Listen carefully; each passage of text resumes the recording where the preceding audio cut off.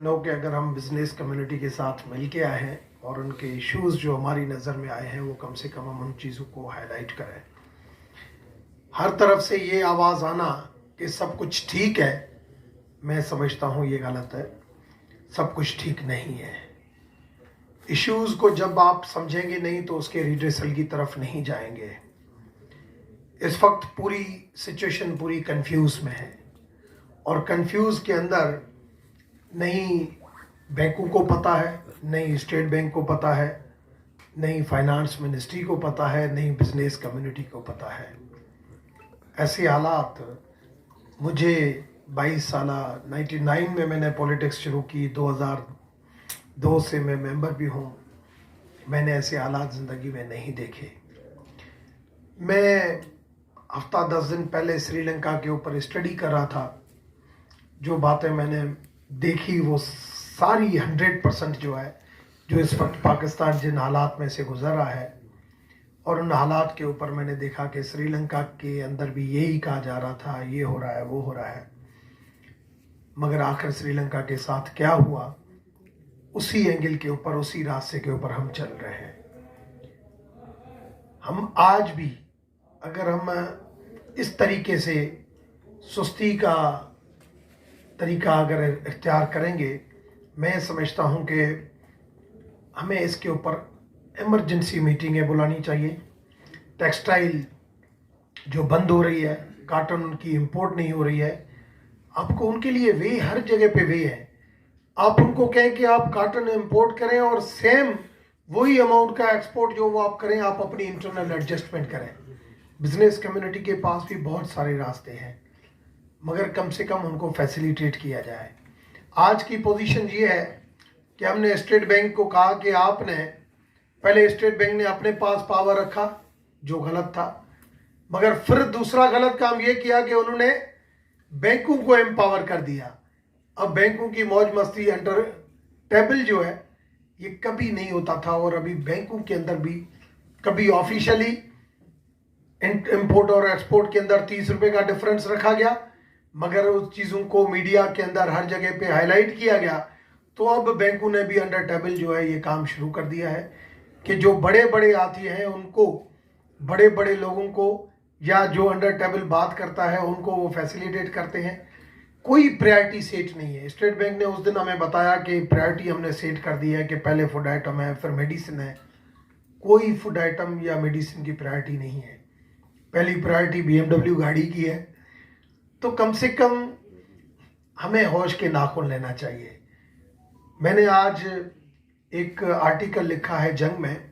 रात में एक प्रोग्राम देख रहा था, वैसे मैं टीवी कम देखता हूँ, रात अचानक टीवी आया तो मैंने, शाहजेब ने भी वही पूरा दिखाया कि किस तरीके से ये जो श्रीलंका के हालात और इस यहाँ के हालात क्या हैं, सेम वही सूरत हाल के ऊपर डिस्कस किया।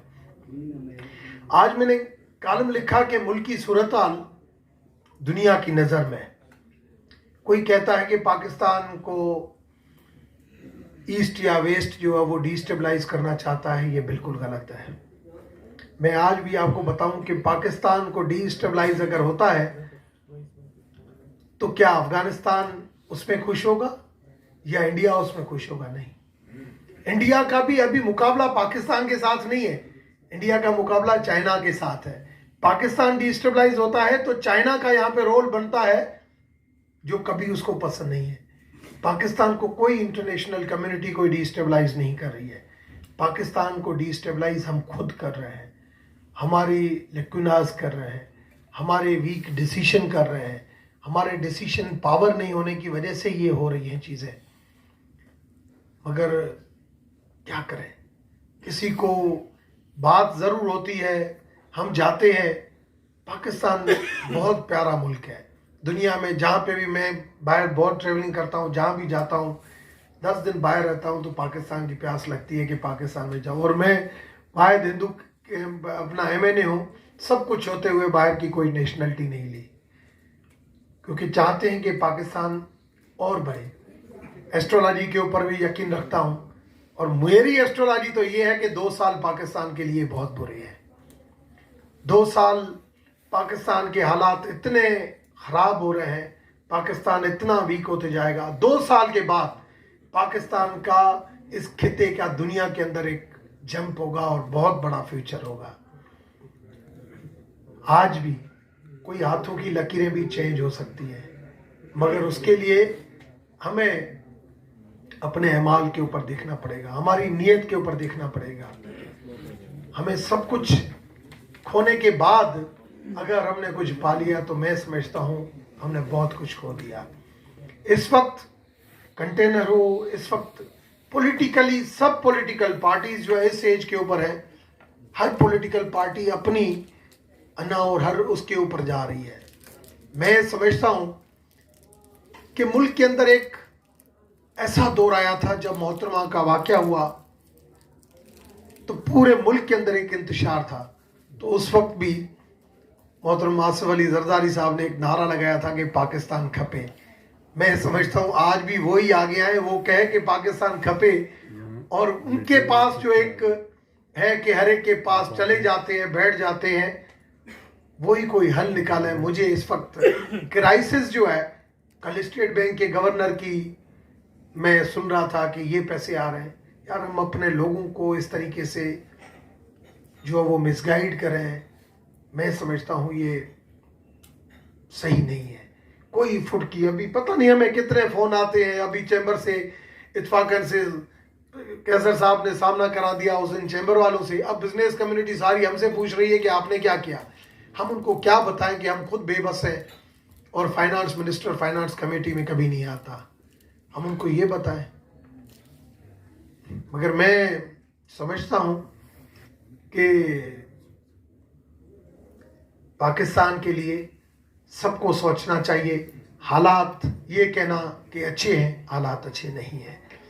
जो अब आपके क्वेश्चन होंगे हम आपसे लेंगे। आज हमारा ये यहाँ पे मकसद, ये बैठना है का मकसद ये कभी नहीं है कि हम किसी को क्रिटिसाइज, हमारे मकसद ये है कि हम जो चैम्बर वालों से मिले थे तो इस वजह से कम उनके जो इश्यूज हैं हम समझते हैं उनके इश्यूज जेन्युइन है, पाकिस्तान के हालात भी जेन्युइन है, और उनके बीच में कोई सबको मिलके एक रास्ता निकालना चाहिए। और इस हवाले से कमेटी ने अपना एक व्यू, मैं समझता हूँ आज भी ये है कि इन सबको एक, पहले भी होता था जब कामों का था तब भी हम बिजनेस कम्युनिटी को भी बुलाते थे, फाइनेंस मिनिस्टर को भी बुलाते थे कि भाई ये इशू है, इसका रिड्रेसल ये है। आज भी हम इसके सारे इकट्ठे हैं, सारे मुल्क की खिदमत करना चाहते हैं। और इस वक्त सब लोगों को ये सोचना पड़ेगा कि हम अपने प्रॉफिट, अपने बिजनेस, ये सारे छोड़ें। ये डॉलर डिफरेंस ये वो ये अलग कहानी है, इसके ऊपर बहुत बड़ी डिबेट है कि क्यों डिफरेंस है। आईएमएफ हमें कह रहा है, हम आईएमएफ की बात क्यों नहीं मान रहे हैं, हम पॉलिटिकली जो है वो अपना नुकसान उसमें क्यों समझ रहे हैं। हमारे लिए सबसे पहले पाकिस्तान होना चाहिए, फिर पॉलिटिकली सोच होनी चाहिए। Thank you very much. आप कुछ बात करो जी। मैं यहाँ पर क्योंकि मीडिया भी है तो मैं रमेश भाई की बात के साथ ये बताना चाहूँगा कि हमारा पाकिस्तान का, मैं नहीं समझता कि पाकिस्तान का किसी भी मुल्क के साथ मुवाजना करना चाहिए। इस पर पाकिस्तान एक रेजिलिएंट कौम है। हम लोग जो हैं वो, हमारी नीयत भी ठीक है और हमारा एम्बिशन भी है। सिर्फ हम ये आज इस मीटिंग से हम ये मैसेज पॉलिटिकल पार्टीज को और तमाम across the board political parties को ये देना चाह रहे हैं कि पाकिस्तान शुड बी इम्पोर्टेंट और हमें एक economic long term economic plan जो कॉन्स्टिट्यूशन के अंदर हमें इम्बेड कर देना चाहिए कि मुल्क के जो भी हालात रहें, कोई पॉलिटिकल टर्मोल होए, चाहे मैं रहूं या ना रहूं, लेकिन जो इकोनॉमिक पॉलिसी आज हम एक तमाम स्टेक होल्डर और तमाम पॉलिटिकल पार्टीज को लेके ऑन बोर्ड लेकर आ जाएं और जो हम एक इकोनॉमिक पॉलिसी हम इम्बेड कर दें सिस्टम के अंदर, वो अगले 10-15 साल के लिए फाइनल होनी चाहिए, ताकि जो हमारा बिजनेसमैन है, जो बाहर का बिजनेसमैन है, जो बाहर का